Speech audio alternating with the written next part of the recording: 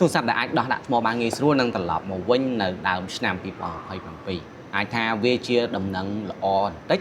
តែវាជាដំណឹងអាក្រក់ច្រើនសម្រាប់អ្នកដែលគិតគូរអំពីសុវត្ថិភាពទៅលើការប្រើប្រាស់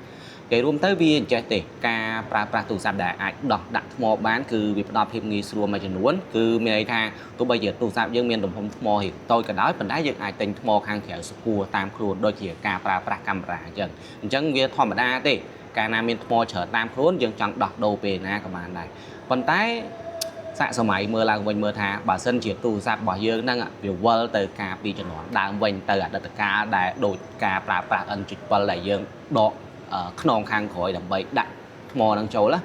តើរូបរាងរបស់វានឹងប្រែប្រួលទៅមិនតើប្រណិតភាពរបស់វានឹងរក្សាបានដោយការដែលយើងប្រើប្រាស់ថ្មនៅក្នុងទូរស័ព្ទដែលផ្ទាល់ហើយដោះដាក់អត់បានដោយខ្លួនឯងឬក៏អត់អញ្ចឹងអានេះគឺវាជាចំណុចមួយដែលអាចថា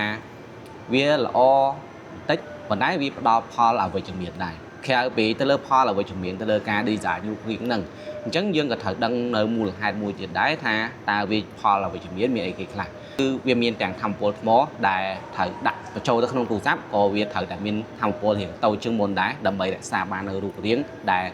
ប្រហាក់ប្រហែលគ្នាទៅនឹងការ design នៅក្នុងពេលបច្ចុប្បន្នហ្នឹងអញ្ចឹងទូរស័ព្ទនៅក្នុងឆ្នាំ2027ឬក៏ចុងឆ្នាំ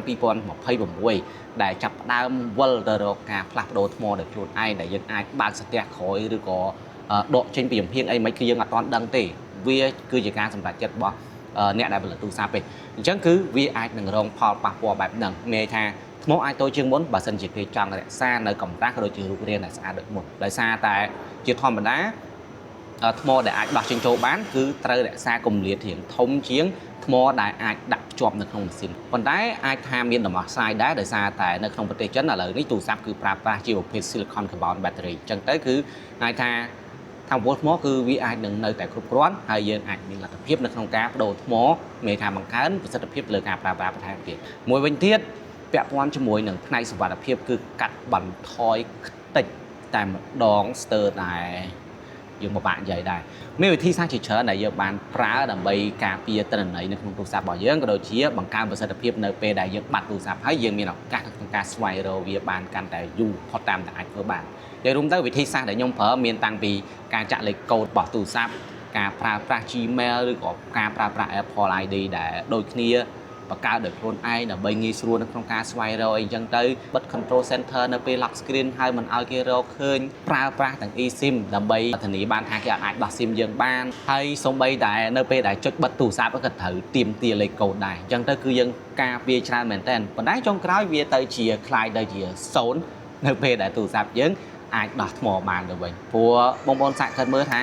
នៅពេលដែលយើងបាត់ទូរស័ព្ទយើងប្រកាសជាចង់រកទូរស័ព្ទនឹងមកវិញអញ្ចឹងហើយបានជាយើងការពារច្រើនមែនតើហាមទាំងមិនឲ្យគេបិទទូរស័ព្ទយើងបានទៀត